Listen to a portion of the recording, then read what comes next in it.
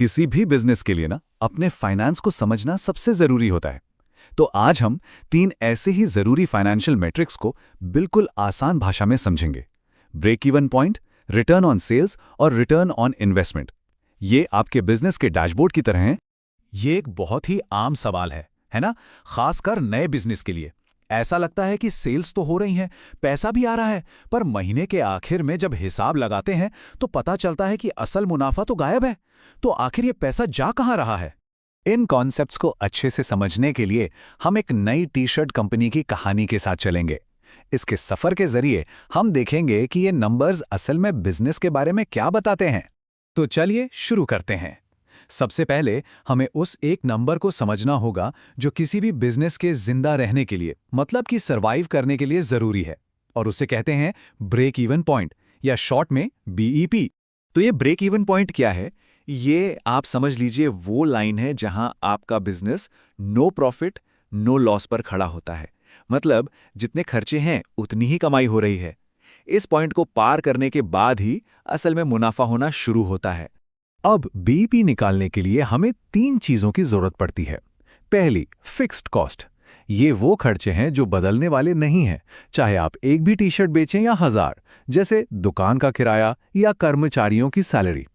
दूसरी है variable cost, जो हर टी शर्ट बनाने पर लगती है, जैसे कि कपड़ा या प्रिंटिंग का खर्चा। और तीसरी सेलिंग प्राइस, यानी एक टी शर्ट की कीमत। और ये रहा इसका फॉर्मूला। देखने में शायद थोड़ा मुश्किल लगे, पर है बहुत आसान। ये बस ये बताता है कि सारे खर्चे निकालने के लिए आपको कितनी टी शर्ट्स बेचनी पड़ेंगी। नीचे जो है ना, सेलिंग प्राइस में से वेरिएबल कॉस्ट घटाना, उसे कंट्रीब्यूशन मार्जिन कहते हैं।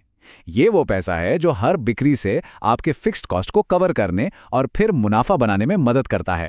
तो हमारी टी शर्ट कंपनी के केस में जब हम सारे नंबर्स को फॉर्मूले में डालते हैं तो जवाब आता है 250।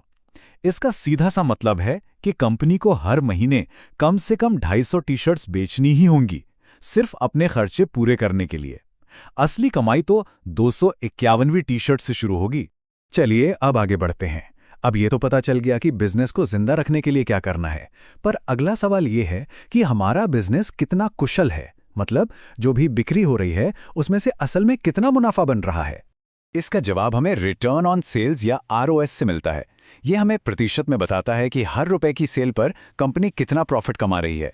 एक तरह से ये आपके बिजनेस के डे टू डे ऑपरेशन का रिपोर्ट कार्ड है। इसका फॉर्मूला भी काफी सीधा है। आप अपने ऑपरेटिंग प्रॉफिट को, यानी सारे खर्चे निकालने के बाद जो प्रॉफिट बचा, उसे कुल सेल्स से डिवाइड करते हैं। जितना ज्यादा ये प्रतिशत होगा उतना ही अच्छा। इसका मतलब है कि आप अपनी लागत को अच्छे से कंट्रोल कर रहे हैं। हमारी टी शर्ट कंपनी के लिए ये नंबर 10% है। इसका क्या मतलब हुआ? इसका मतलब यह है कि हर 100 रुपए की बिक्री पर कंपनी को 10 रुपए का ऑपरेटिंग प्रॉफिट होता है। बाकी 90 रुपए तो खर्चे में ही चले जाते हैं। ये नंबर ही बताता है कि कंपनी अपने ऑपरेशंस में कितनी एफिशिएंट है। अच्छा, तो हमने सर्वाइवल देख लिया, एफिशिएंसी भी देख ली। अब आता है सबसे बड़ा सवाल। जो भी पैसा और मेहनत इस बिजनेस में लगाई गई, क्या वो सच में इसके लायक थी? क्या ये एक अच्छा इन्वेस्टमेंट था?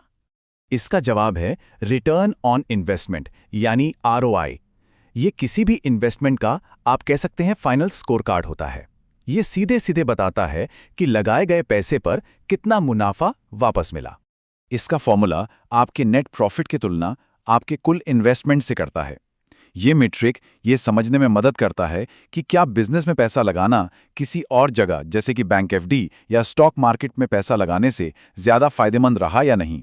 और हमारी टी शर्ट कंपनी का आरओआई है 20%। इसका मतलब यह है कि मालिक ने जितना भी पैसा इस बिजनेस में लगाया, उस पे उसे साल का 20% का जबरदस्त रिटर्न मिला। ये एक बहुत ही अच्छा रिटर्न माना जाता है। तो आरओएस और आरओआई में फर्क क्या है? आरओएस बताता है कि आप अपने रोज के काम में कितने अच्छे हैं, मतलब बिक्री से कितना मुनाफा निकाल पा रहे हैं, जबकि आरओआई आपको बड़ी पिक्चर दिखाता है कि आपका पूरा का पूरा निवेश एक सही फैसला था या नहीं। आरओएस रोज की कहानी है, आरओआई पूरी कहानी। तो चलिए अब इन तीनों को एक साथ रखते हैं। ये तीनों मैट्रिक्स मिलकर आपके बिजनेस का एक फाइनेंशियल डैशबोर्ड बनाते हैं। जैसे गाड़ी चलाते वक्त आप स्पीडोमीटर, फ्यूल गेज देखते हैं, वैसे ही बिजनेस चलाने के लिए ये जरूरी है। ये टेबल सब कुछ एक नज़र में साफ कर देती है। बीईपी है रिस्क और कॉस्ट प्लानिंग के लिए, आरओएस है मार्जिन और रोज के खर्चों को कंट्रोल करने के लिए, और आरओआई है बड़ी फैसले लेने के लिए कि आगे पैसा लगाना है या नहीं। हर एक का अपना एक जरूरी रोल है। तो निचोड़ यही है, अकेले अकेले ये नंबर्स उपयोगी हैं, पर जब ये तीनों साथ आते हैं तो ये आपके बिजनेस की पूरी वित्तीय सेहत की कहानी बता देते हैं। बीईपी बताता है कि क्या आप टिक सकते हैं, आरओएस बताता है कि आप कितनी अच्छी तरह से काम कर रहे हैं, और आरओआई बताता है कि क्या ये सब करना फायदेमंद था। और मैं आपको इस एक सवाल के साथ छोड़कर जा रहा हूं। सोचिए जरा, क्या ऐसा हो सकता है कि कोई बिजनेस प्रॉफिट में तो हो, ब्रेक इवन पॉइंट पार कर चुका हो और फिर भी फेल हो जाए? ये सवाल हमें दिखाता है कि ये नंबर्स कहानी की सिर्फ शुरुआत हैं, पूरी कहानी नहीं।